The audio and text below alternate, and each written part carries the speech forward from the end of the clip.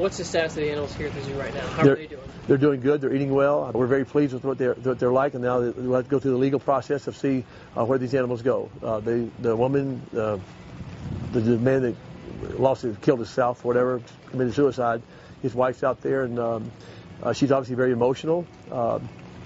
There was no reason for these animals to be kept this way. The horrid conditions, it's just hard to believe what we saw out there. Any idea how long they'll stay here? I have no idea right now until we get these orders down, get the legal standings on this whole thing. They will know. They're legally her. I told her yesterday when she came in there by myself with her, with her two attorneys. As I've said before, she was a woman that was beaten down. I mean, what this woman lost, even though that she left her husband's right there laying down there, 30-some of her family, she referred to them, laying there, gone. The beautiful animals are gone.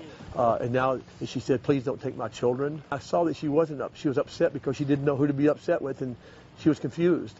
I said, I'm not taking your babies or your children. I'm taking your animals to the zoo. I'm going to take care of them until we can place them properly. That might be back with you. I don't know if you get the right permits and this whole place is cleaned up. I really don't know where they'll go. But I can tell you now they're here at the Columbus Zoo, and they have a good home here, and I want her to know that. Now, is there anything good out of all this? I don't know. Last night I couldn't figure the whole thing out. But maybe this bill getting through here very quickly would be something that might save a lot of other animals in the future as well as some people's lives. So I hope that that's what we're talking about right now.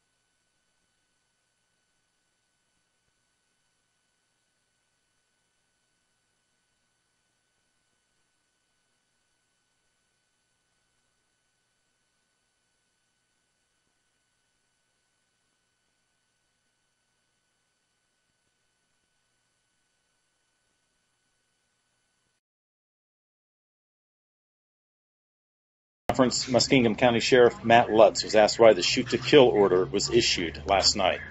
You know, it's a very good question. I'll be glad to answer that. When our officers arrived on the scene, we had approximately 1 hour to an hour and a half of daylight. As officers got out of their cruisers, there were animals running loose outside of the fenced area. To set the table for you a little bit, Mr. Thompson had numerous cages up around his house, and that's where these animals were kept at, in the cages. It's a long drive, probably 2 football fields, I would say, 3 football fields, up his driveway to his house, down to his front gate. The front gate is just off the main thoroughway there of Kopechak Road.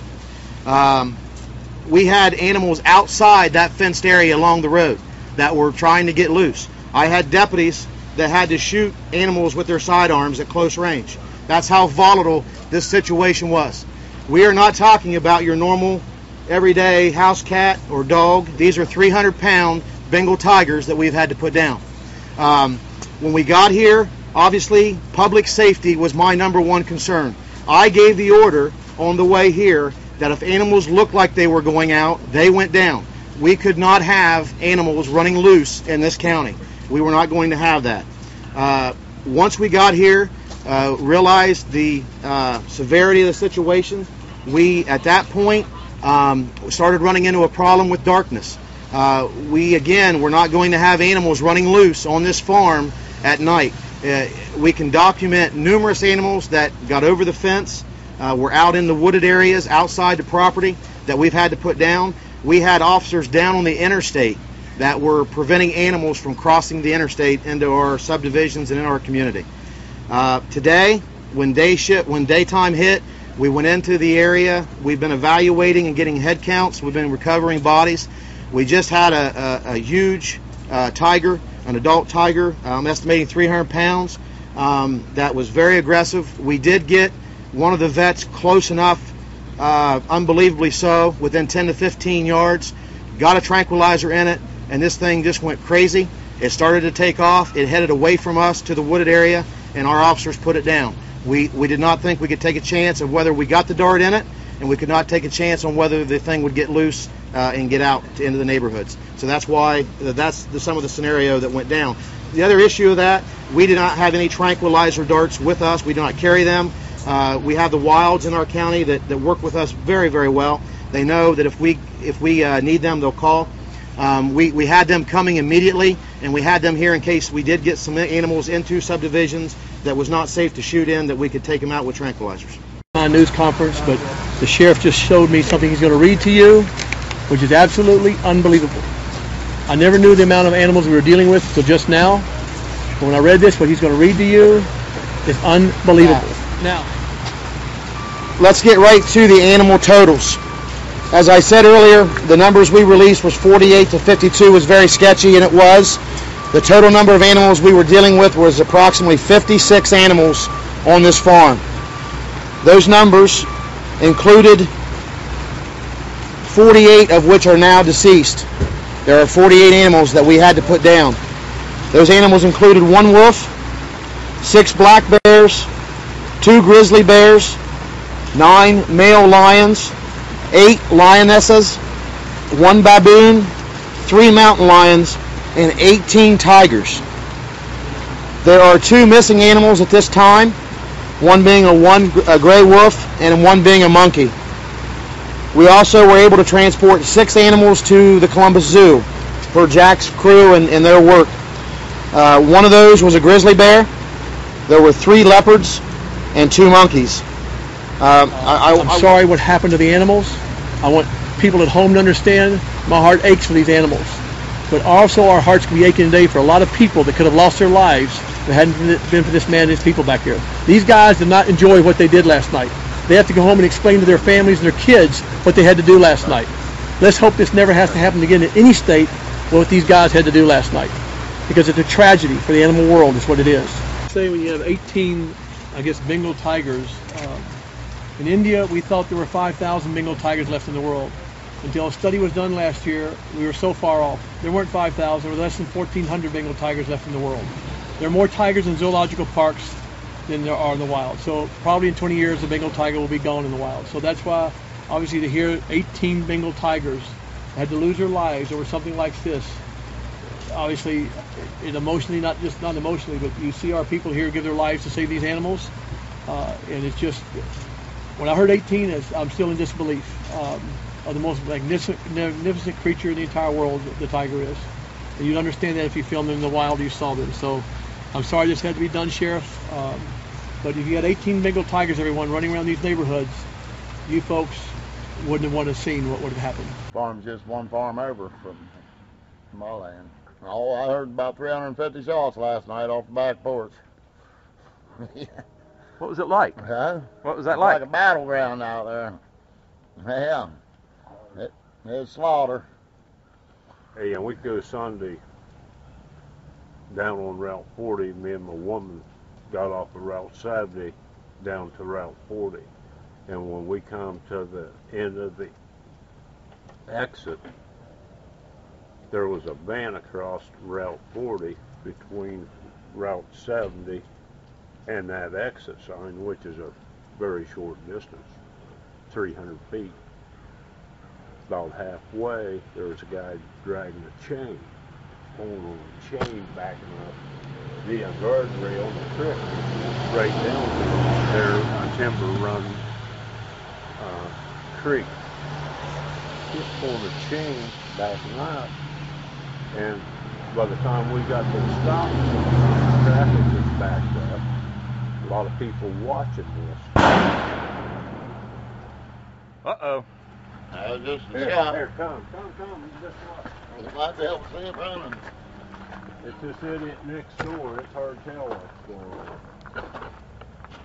But What do you think that he was? dragging a line. What do you think that was? It's just right next door there in Just the right bottom there. of Who it?